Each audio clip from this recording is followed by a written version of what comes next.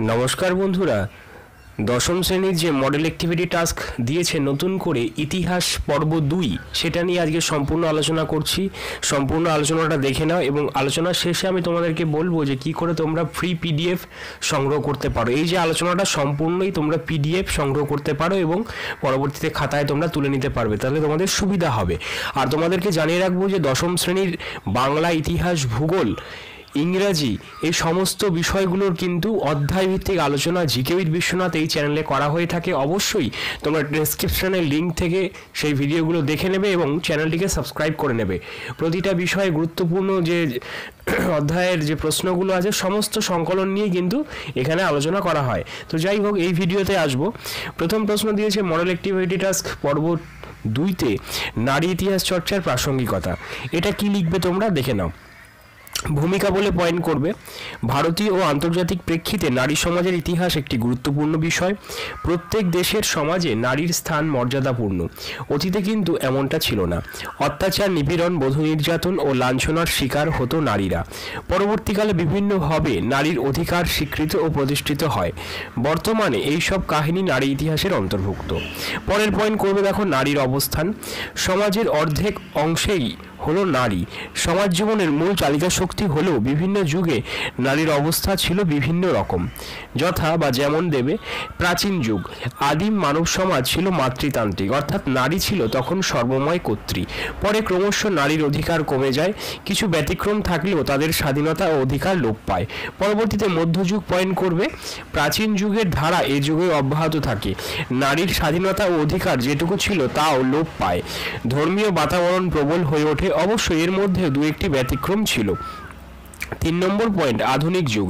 এ সময় নারী জাগরণের সূচনা হয়। বিশেষ করে 1970-এর দশক থেকে বিভিন্ন লেখনীর মাধ্যমে নারীর অধিকার, কর্মসংস্থান, পোশাক, ধর্ম, গার্হস্থ্য কর্মের পাশাপাশি সমাজ ও সংস্কৃতি ও রাজনীতিতে নারীদের অংশগ্রহণের কথা জানতে পারি। ফলে নারী ইতিহাস অত্যন্ত গুরুত্ব পেয়েছে। পরের পয়েন্ট, নারী সমাজের ইতিহাসের গুরুত্ব। নারী ইতিহাস বিভিন্ন দিক থেকে গুরুত্বপূর্ণ। যেমন যে বিষয়গুলি উপেক্ষিত ছিল এখন তা গুরুত্ব সহকারে চর্চার বিষয় হয়ে উঠেছে। পারিবারিক ক্ষেত্রে হিংসাত্মক কার্যকলাপ, শিশুর ওপর নিপীড়ন, বধূ হত্যা, নারী নির্যাতন ও অন্যান্য অত্যাচার প্রভৃতির কথা এই প্রসঙ্গে উল্লেখযোগ্য। 2 নম্বর পয়েন্ট, লিঙ্গ বৈষম্য, পারিবারিক সম্পর্ক ও সমাজ ব্যবস্থার কথা তুলে ধরছে এখন নারী ইতিহাস। 3 নম্বর পয়েন্ট, নারীর ক্ষমতায়ন ও দক্ষতার উপর আলোকপাত করে। 4 নম্বর পয়েন্ট, বিভিন্ন যুগে নারীর মানসিক, সামাজিক ও নৈতিক অবস্থার কথা তুলে ধরে। আর এবার একটা কনক্লুশন, এইভাবেই নারীদের ক্ষমতায়ন ও দক্ষতার পরিচয় নারী ইতিহাস চর্চা স্থান লাভ করেছে। পরের পয়েন্ট, গ্রাম বার্তা প্রকাশিকা কীভাবে একটু অন্য ধরনের খবর পরিবেশন করতে, কীভাবে অন্যান্য প্রকাশিকার থেকে আলাদা, সেইটাই তোমাদের প্রশ্নে দিয়েছে। তো গ্রাম বার্তা প্রকাশিকার এই প্রশ্নটার উত্তর তোমরা কীভাবে লিখবে দেখে নাও। পয়েন্ট ওয়াইজ তোমাদের জন্য আমি নিয়ে এসেছি। ভূমিকা দেবে প্রথমে, 19 শতকে বাংলায় প্রকাশিত সংবাদপত্রগুলির মধ্যে গ্রাম বার্তা প্রকাশিকা ছিল অন্যতম। 1863 খ্রিস্টাব্দের এপ্রিল মাসে এটি প্রথম প্রকাশিত হয়। এর প্রথম সম্পাদক ছিলেন হরিনাথ মজুমদার, যিনি কাঙাল হরিনাথ নামে পরিচিত। এটি প্রথমে মাসিক পত্রিকা হিসেবে প্রকাশিত হলেও পরে পাক্ষিক ও সাপ্তাহিক পত্রিকা হিসেবে প্রকাশিত হয়। প্রকাশনা, হরিনাথ মজুমদার বা কাঙাল হরিনাথের সম্পাদনায় 1863 খ্রিস্টাব্দের এপ্রিল মাসে অবিভক্ত বাংলার কুষ্টিয়া জেলা থেকে পত্রিকাটি প্রকাশিত হয়। প্রথমে এটি মাসিক পত্রিকা রূপে প্রকাশিত হলেও 1865 খ্রিস্টাব্দে এটি পাক্ষিক এবং 1870 খ্রিস্টাব্দে সাপ্তাহিক পত্রিকা রূপে প্রকাশিত হতে থাকে। পাক্ষিক বলতে 15 দিন অন্তর, আর সাপ্তাহিক বলতে প্রতি 7 দিন অন্তর প্রকাশ হলে সেটাকে বলে সাপ্তাহিক। পরের পয়েন্ট, গ্রামীণ সাংবাদিকতা। গ্রামীণ সংবাদ পরিবেশন করাই ছিল তার লক্ষ্য। গ্রামের পথে ঘুরে ঘুরে যে সমস্ত সংবাদ তিনি সংগ্রহ করতেন তাই পত্রিকাতে প্রকাশিত হতো। এভাবেই তিনি হয়ে ওঠেন গ্রামীণ সাংবাদিকতার পথিকৃৎ অর্থাৎ জনক। গ্রাম বার্তা প্রকাশিকায় তৎকালীন সমাজচিত্র। পরের পয়েন্ট করবে, এই প্রকাশিকা বা পত্রিকা থেকে যে সমসাময়িক সমাজ সম্পর্কে জানা যায়। পরের পয়েন্ট, সমাজে নারীদের অবস্থা। গ্রাম বার্তা প্রকাশিকা পত্রিকা থেকে সমাজের নারীদের দুরবস্থা সম্পর্কে জানা যায়। এক শ্রেণীর প্রগতিশীল মানুষ নারী শিক্ষার প্রসারে সচেষ্ট ছিলেন। নারী শিক্ষার প্রসারে গ্রাম বার্তা প্রকাশিকাও গুরুত্বপূর্ণ ভূমিকা পালন করেছিল। পরের পয়েন্ট, জমিদারদের অত্যাচার। এই পত্রিকা থেকে জমিদার, জোতদার, মহাজনদের চরম অত্যাচার, নির্যাতন ও শোষণের কথা জানা যায়। চড়া হারে রাজস্ব, বাড়তি রাজস্ব, কারণে অকারণে জমি থেকে উচ্ছেদ ইত্যাদির কথা তুলে ধরা হতো। পরের পয়েন্ট, মহাজনদের শোষণ।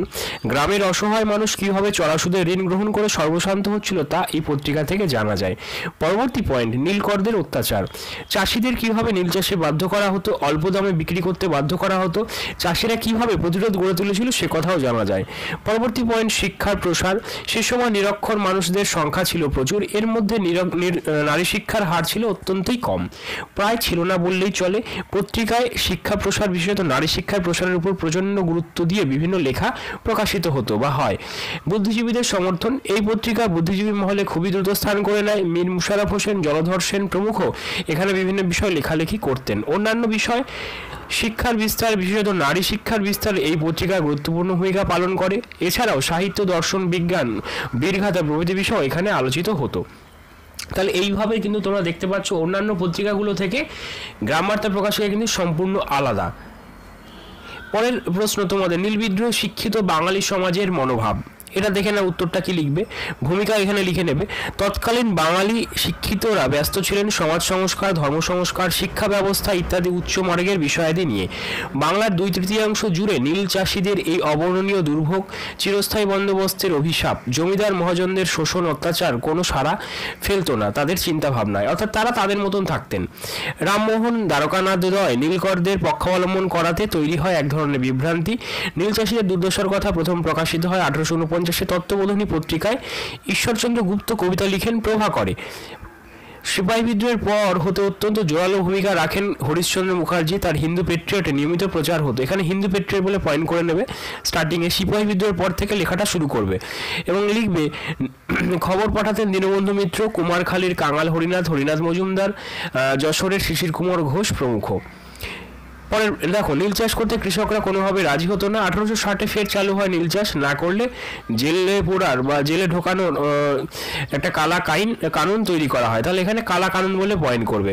পরে দেখো, ইংরেজ ম্যাজিস্ট্রেট গ্রামে গ্রামে ঘুরে কৃষকদের দলে দলে জেলে পুড়তে লাগলো। পুলিশকে দেওয়া সর্বময় ক্ষমতা, মিলিটারি পাঠানো হয় নদিয়ার যশোহর এলাকায়। বিপন্ন কৃষকদের একান্ত ভরসা ছিল হরিশ্চন্দ্র, আর আশ্রয়স্থল ছিল তার গৃহ। কিন্তু দিনের পর দিন তিনি ইংরেজ সরকার নীলকরদের বিরুদ্ধে আন্দোলন চালিয়ে যাচ্ছিলেন তার হিন্দু পেট্রিয়ট মারফত। তাহলে হিন্দু পেট্রিয়টে কিন্তু তিনি আন্দোলন চালিয়েছেন। এবং পরবর্তীতে কি হলো, সময়টা ছিল সিপাহী বিদ্রোহ পরবর্তী সময়। সিপাহী বিদ্রোহের দমনমূলক সন্ত্রাসী ব্যবস্থা তখনও পুরোপুরি জারি। মামলায় নীলকরদের বিরুদ্ধে লড়া কয়েকজন মোক্তারকেও তখন জেল জরিমানা করা হয় নীল বিদ্রোহে উস্কানির অভিযোগে। এবার পরবর্তীতে দেখো, এই যে এত যে হিন্দু পেট্রিয়টে লেখালেখি করা হলো তারই লেখনির জেরে ইংরেজ সরকার বাধ্য হয় নীলকর কমিশন গঠন করতে এবং সেখানে সাক্ষ্য দেন হরিশ্চন্দ্র। পরবর্তীতে লং পাদ্রি বা রেভারেন্ড জেমস লং, যিনি নীলদর্পণ ইংরেজি অনুবাদ ছাপান, কিন্তু শতচাপের মুখে প্রকাশ করেনি নাট্যকার এবং অনুবাদকের নাম, বরং মাথা পেতে নিয়েছিলেন কারাদণ্ড ও অর্থদণ্ড। তাহলে এইভাবে নীল বিদ্রোহ প্রায় শিক্ষিত বাংলাদের কাছে উপেক্ষিত হয়ে শুধুমাত্র নিচু শ্রেণীর বিদ্রোহেই পরিণত হয়েছিল। এইভাবে তোমরা কিন্তু উত্তরটা শেষ করতে পারো। আর তোমাদের পরে একটা দিয়েছে প্রতিষ্ঠান, ব্যক্তিত্ব আর উদ্যোগ, সেটাও আমি তোমাদেরকে দেখিয়ে দিচ্ছি।